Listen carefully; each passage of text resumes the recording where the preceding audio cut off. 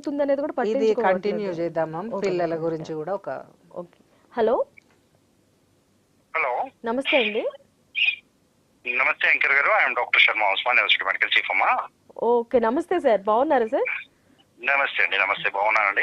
ఓకేనండి. ఐడెంటిఫై మీ Telangana health station లో కాల్పులకు గురైన డాక్టర్ శర్మ మాట్లాడుతున్నా అండి. Rajeshwari belongs to our organization. That's I call you. Okay okay sir, our pleasure. Madam తో మాట్లాడండి, మీ ఇద్దరు మాట్లాడుకుంటే మంచి కంటెంట్ అయితే వస్తుంది నాకైతే తెలిసి. నమస్తే అండి. రజనీ గారు నమస్తే అండి. నమస్తే అండి, ఎలా ఉన్నారు? బాగున్నారా? బాగున్నా, ఫైన్ అండి.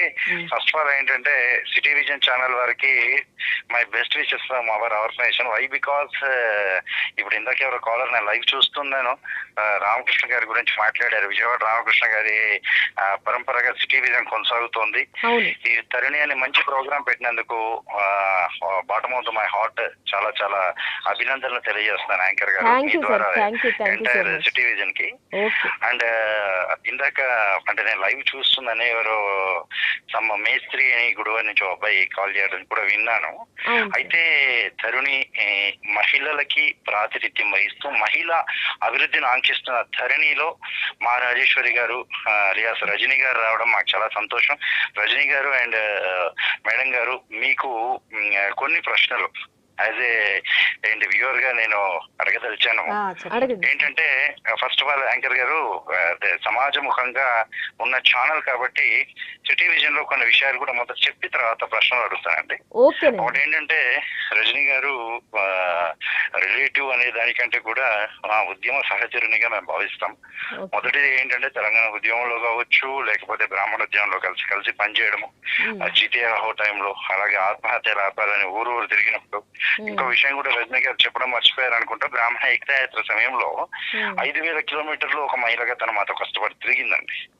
ఆ విషయంలో మేము ఎప్పుడు చాలా గ్రేట్ఫుల్ గా ఫీల్ అవుతుంటాం తన విషయంలో. అలాగే నెక్స్ట్ థింగ్ ఏంటంటే బ్లడ్ డొనేషన్ ప్రోగ్రామ్స్. అలాగే ఒక బ్రాహ్మణ మహిళగా ఉండి ముస్లిం మైనారిటీస్ బస్తీల్లో నాతోటే తీసుకెళ్లి ఏంటి మోటివేషన్ క్లాసెస్ పెట్టించడం కూడా జరిగింది. అండ్ అంతేకాకుండా ముఖ్యంగా మహిళల విషయంలో జరుగుతున్న అకృత్యాల గురించి, అంటే ఈరోజు ప్రతి దగ్గర మహిళకి పురుషాధిక్యత మహిళా ఆధిక్యత అని కూడా అన్నారు కాబట్టి డైరెక్ట్గా చెప్తున్నాను. పురుషుడు మహిళ అని కాదండి, ప్రతి దగ్గర టార్చరు. ఇక్కడ ఏ వాదం బ్రతికిలేదండి. అత్యంత ఉన్నతమైన స్థాయిలో అవకాశవాదం, అత్యంత నిమ్న స్థాయిలో మానవతావాదం ఉన్న ప్రస్తుత ప్రపంచంలో షీ ఈస్ డూయింగ్, అంటే తన ఎఫర్ట్స్ పెట్టి ఎంతవరకు చేయగలదో అంత చేస్తోంది. అయితే ఒక్కటి, ఇందాక కాలర్ చాలా మంచి ప్రశ్న అడిగారు మేడం. అంటే మీ సిటీ విజన్ ద్వారా పబ్లిక్ తెలియాలి అని తెలిసి నా పర్సనల్ గా ఒక 2 ప్రశ్నలు రజనీ గారిని అడుగుదాం అనుకుంటున్నాను మేడం.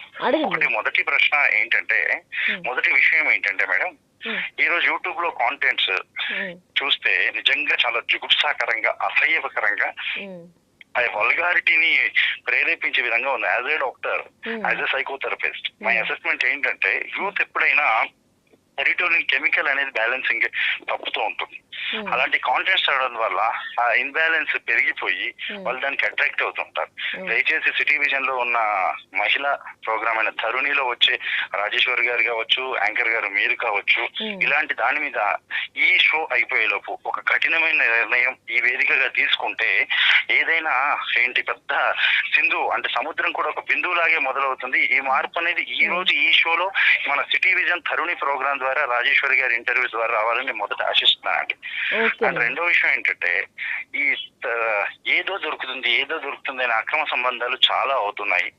ఈ విషయంలో కూడా కొంచెం కఠినమైన నిర్ణయాలు తీసుకోవాలని మహిళా జాతికి మీ నుంచి సందేశం రావాలని కూడా ఒకటి ఆశిస్తున్నాను. ఇక నెక్స్ట్ థింగ్ ఏంటంటే, నేను అడగబోయే ప్రశ్నలు ఏంటంటే రజనీ గారు, మేము సూటిగా మా ఆర్గనైజేషన్ వ్యక్తిగా, మీరు తెలంగాణ ఉద్యమంలో ఉన్న వ్యక్తిగా మిమ్మల్ని ఒక ప్రశ్న, 2 ప్రశ్నలు అడుగుతున్నాము.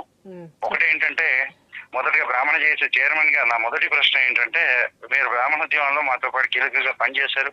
కాంగ్రెస్ పార్టీకి ఎంతో మంది లోకల్ ఎమ్మెల్యేస్ కూడా పార్టీకి అండగా మార్చుకున్నా కూడా సిద్ధాంతం తప్ప ఏదీ లేదు, మా తాతయ్య నమ్మిన సిద్ధాంతమే నాకు ప్రాణప్రదము అని మీరు అది ఫాలో అయ్యారు. దాని విషయంలో మేము అప్రిషియేట్ చేస్తాం. అయితే మా క్వశ్చన్ ఏంటంటే ఈ రోజు ఈ పార్టీలో ఉండి ఈ పార్టీ నాయకులతో ఫోటో దిగి రేపు ఇంకో పార్టీ నాయకులతో ఫోటో దిక్కుంటూ ఎప్పటికప్పుడు ఈ జెండాలు కండువాలు మార్చే కల్చర్ బ్రాహ్మణ సమాజంలో కూడా ప్రారంభమైంది. చాలా దురదృష్టకరం. ఇప్పుడు మీరు కాంగ్రెస్ పార్టీ నాయకురాలుగా బ్రాహ్మణులకు మీరిచ్చే సందేశం ఏంటి, భరోసా ఏంటి? మా మొదటి ప్రశ్న. హలో శర్మ గారు, ఏంటంటే ఇప్పుడు కొంతమందికి ఏం ఉంటుందంటే ఈ నాయకుడి దగ్గరికి పోతే నాకేమో వస్తుంది, ఆ నాయకుడి దగ్గరికి పోతే ఏమో వస్తుంది అనే ఆలోచనలో కొంతమంది ఉంటారు. అలాంటి వాళ్ళ గురించి సమాజానికి జరిగేది ఏముండదండి, వాళ్ళు ఫోటోలు పెట్టుకోవడం తప్ప. మీరు పార్టీ గురించి పార్టీ కండువా మార్చుకొని ఏ ఎండకు ఆ గొడుగు పట్టే వ్యక్తులు ఉన్నంత కాలం సమాజంలో మార్పు రాదని నేనైతే ప్రగాఢంగా, నన్ను ఎవరు తప్పు అనుకున్నా పర్వాలేదు, నేను ప్రగాఢంగా విశ్వసిస్తున్నా. ఎందుకంటే మేము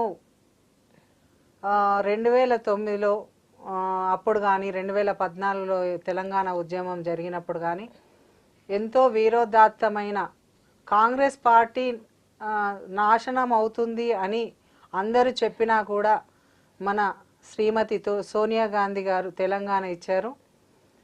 తర్వాత ఉద్యమంలో ఉన్న వాళ్ళు ఎక్కడికో మాయమైపోయారు. నిన్న మొన్న మా కాంగ్రెస్ ప్రభుత్వం వచ్చినాక అలాంటి వ్యక్తులను మెల్లమెల్లగా గుర్తించి వాళ్లకు సముచిత న్యాయం కల్పిస్తుంది. ఈ ఫోటోల వల్ల ఈ పార్టీ కండువాలు మారడం వల్ల జెండా మారిస్తే ఏమొస్తుందండి? ఏ జెండా మనది మనకు ఉండాలి కానీ, మన జెండా మనకున్నప్పుడు జెండాలు ఎన్ని ఉంటే ఎగ్జాంపుల్ మీరే కదా. నేనే 100% సభ్యత్వం తీసుకున్నప్పటి నుంచి నేను ఒక పార్టీ గురించి అటు తొంగి చూసింది కానీ జెండా మార్చింది కానీ లేదండి ప్రస్తుత పరిస్థితి వరకు. అయితే నేనే చెప్తాను ఇక్కడ, ఎందుకంటే ఇక్కడ నిలువెత్త నిదర్శనం ఆవిడే కూర్చుని ఉన్నారు కదా. మీ బ్రాహ్మణ సమాజంలో ఆవిడని ఇన్స్పిరేషన్ గా తీసుకుని మీరు నిజంగా మీరు సేవ చేయాలి, లేదంటే ఏదో ఒక విధంగా నేను అనుకున్న పని చేయాలనుకుంటే మీరు ఒక పార్టీ జెండా పట్టుకున్నా సరే ఖచ్చితంగా చేయొచ్చు అనేది ఖచ్చితంగా రజనీ గారు మనకి ఎగ్జాంపుల్ గా ఉన్నారు. అదే అంటున్నా మేడం, నేను ఏ పార్టీలో ఉంటే ఏంది, మన ఎజెండా మనకున్నప్పుడు